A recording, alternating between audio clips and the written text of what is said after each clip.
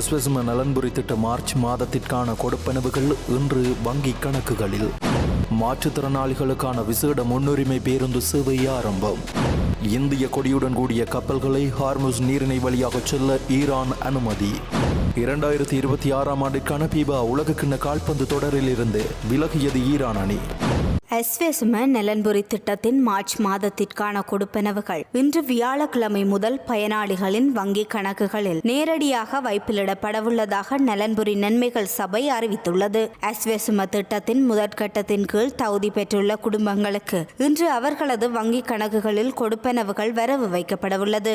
அதேபோன்று திட்டத்தின் இரண்டாம் கட்டத்தின் கீழ் உள்வாங்கப்பட்டுள்ள பயனாளிகளுக்கும் இன்று கொடுப்பனவுகள் வங்கிக் கணக்குகளில் வைப்பிலிடப்படவுள்ளதாக நலன்புரி நன்மைகள் சபை குறிப்பிட்டுள்ளது.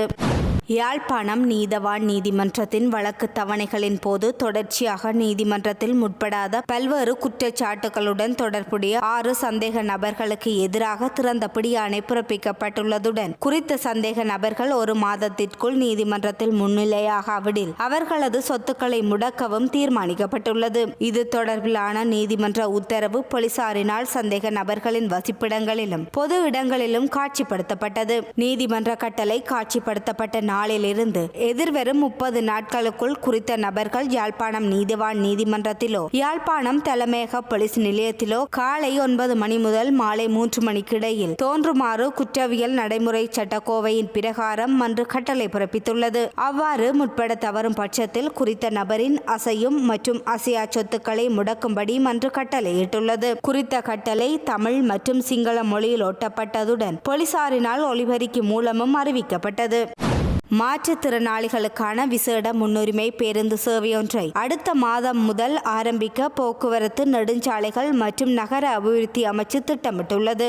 நாட்டின் பொது போக்குவரத்து கட்டமைப்பில் இதுவரை முறையாக கவனிக்கப்படாத மாற்றுத்திறனாளிகளின் போக்குவரத்து உரிமையை உறுதிப்படுத்தும் நோக்கில் இந்த திட்டம் முன்னெடுக்கப்படுகிறது. இந்த திட்டத்திற்காக 430.7 மில்லியன் ரூபாய் நிதி ஒதுக்கீடு செய்யப்பட்டுள்ளது. முதற்கட்டமாக சக்கர நாட்காலை பயன்படுத்துவோர் இலகுவாக ஏறுவதற்கு வசதியான தாழ்தளம் கொண்ட 10 நவீன குளிரூட்டப்பட்ட பேருந்துகள் அம்பாந்தோட்டை துறைமுகத்திற்கு கொண்டு வரப்பட்டன.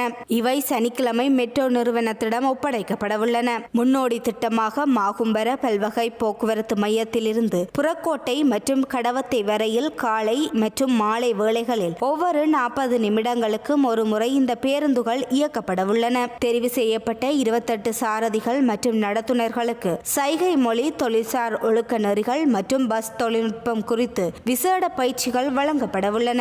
இந்த திட்டத்தின் வெற்றியை தொடர்ந்து எதிர்வரும் ஆகஸ்ட் மாதத்தில் மேலும் 100 பேருந்துகளை இறக்குமதி செய்ய திட்டமிடப்பட்டுள்ளது. இந்திய கொடியுடன் கூடிய கப்பல்களை ஹார்முஸ் நீரிணை வழியாக செல்ல ஈரான் அனுமதித்துள்ளது. இந்திய வெளிவிவகார அமைச்சர் எஸ் ஜெய்சங்கர் மற்றும் ஈரானின் வெளிவிவகார அமைச்சர் அப்பாஸ் அரக்சி இடையேயான பேச்சுவார்த்தைகளுக்கு பின்னர் இந்த முன்னேற்றம் ஏற்பட்டதாக இந்திய ஊடகங்கள் செய்தி வெளியிட்டுள்ளன. இந்தியர் தலைமையில் சவுதி அரேபியா மசகு எண்ணெயை ஏற்றிச் சென்ற லைபீரியா கொடியுடன் கூடிய டேங்கர் கப்பல் 2 நாட்களுக்கு முன்பு ஹார்முஸ் நீரிணையை பாதுகாப்பாக கடந்து மும்பை துறைமுகத்தில் நங்கூரம் விடப்பட்டது.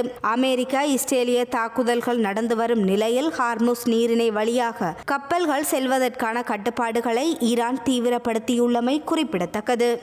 போரை முடிவுக்கு கொண்டுவர ஈரானிய ஜனாதிபதி மசூத் பெசெஸ்கியான் 3 முக்கிய நிபந்தனைகளை முன்வைத்துள்ளார். நியாயமான உரிமைகளை அங்கீகரித்தல், போருக்கான நட்ட ஈடு வழங்குதல் மற்றும் எதிர்கால ஆக்கிரமிப்புகளுக்கு எதிராக உறுதியான சர்வதேச உத்தரவாதங்களை அளித்தல் ஆகியவை குறித்த நிபந்தனைகளாக முன்வைக்கப்பட்டுள்ளன. இந்த நிபந்தனைகள் நிறைவேற்றப்பட்டால் மட்டுமே அமைதி சாத்தியம் என அவர் சுட்டிக்காட்டியுள்ளதாக சர்வதேச ஊடகங்கள் செய்தி வெளியிட்டுள்ளன. இந்த நிலையில் ஈரானுக்கு எதிராக முன்னெடுக்கப்பட்ட ஆபரேஷன் எபிக் பியூரி ராணுவ நடவடிக்கை மிகப்பெரிய வெற்றியை பெற்றுள்ளது என அமெரிக்க ஜனாதிபதி டொனால்ட் ட்ரம்ப் அறிவித்துள்ளமை குறிப்பிடத்தக்க ஒன்றாகும்.